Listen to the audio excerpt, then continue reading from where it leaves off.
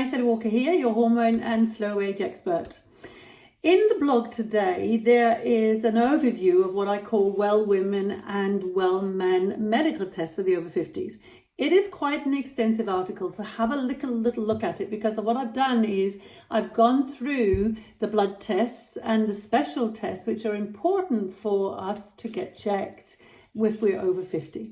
Some of these things on a yearly basis, and I've also noted for you if it's yearly or if it's every other year or 5 years, etc., etc. Many of the blood tests are yearly.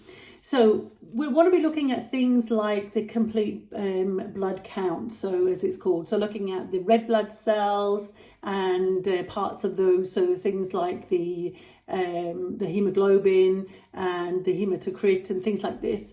We're looking at the white blood cells, which are your immune system. So there are various immune cells that will be tested. And there's another article called Measuring Immune Health. Have a look at that, because that gives you in great more detail about these immune cells.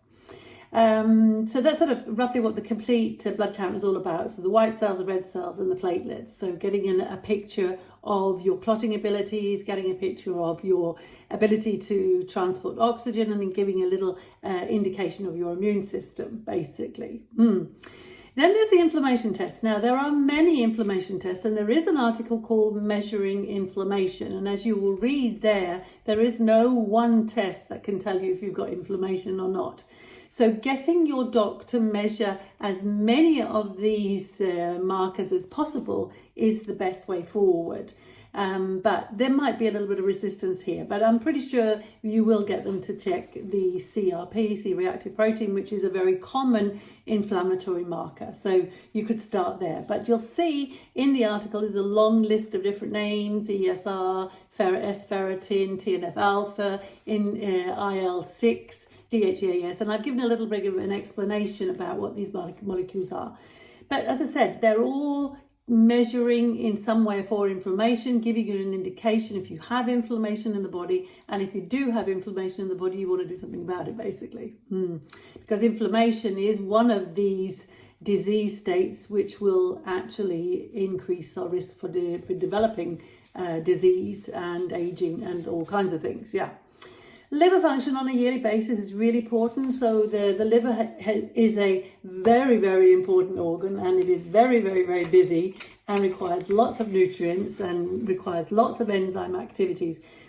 So getting that checked and getting as many of its functions checked as possible is a good idea. So I've also written that all down in that article with the overview of well women, well men.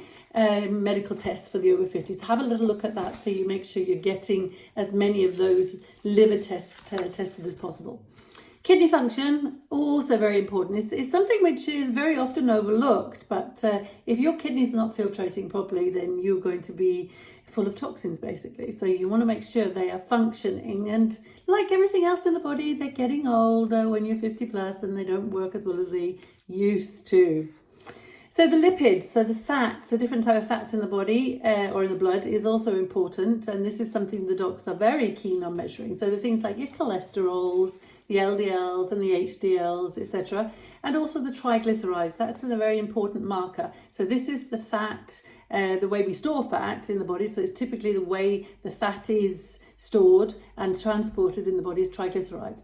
And if your level of triglycerides in blood is high, then you'll be increasing your risk for cardiovascular disease and type 2 diabetes and all kinds of things. So we really want to focus on making sure that is as low as possible.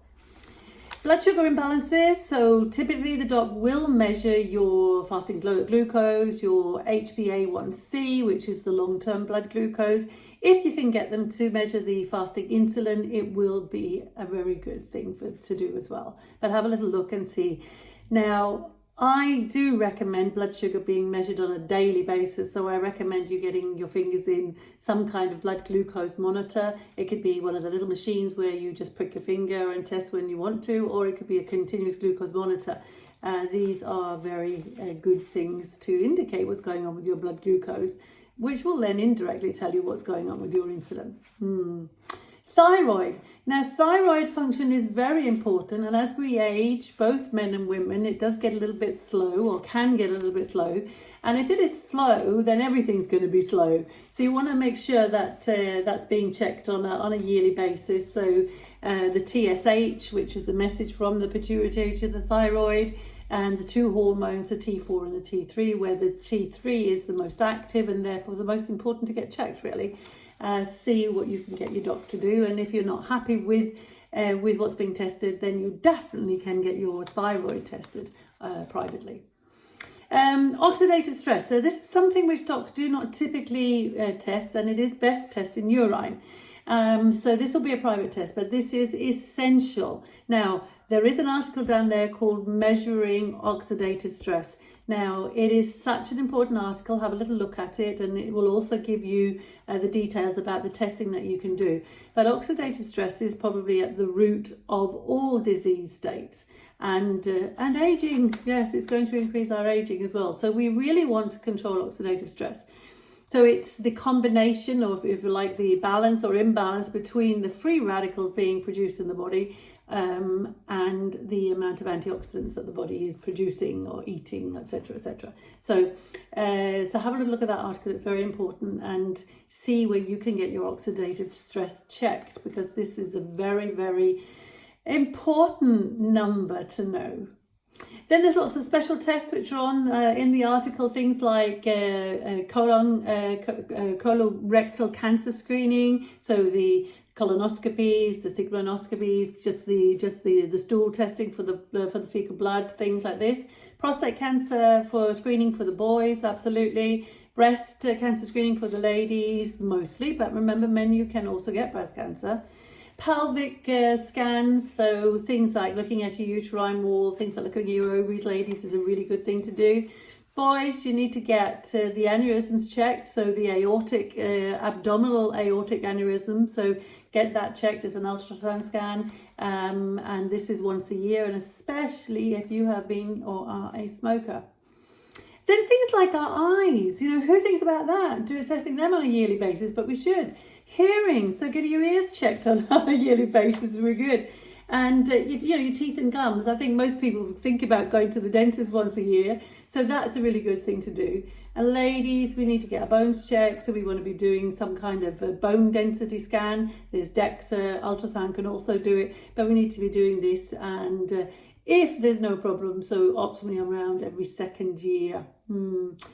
Have a look at that article. It's very extensive, and print it out if you like. Go to your doc with it and find out which ones they are willing to help you with.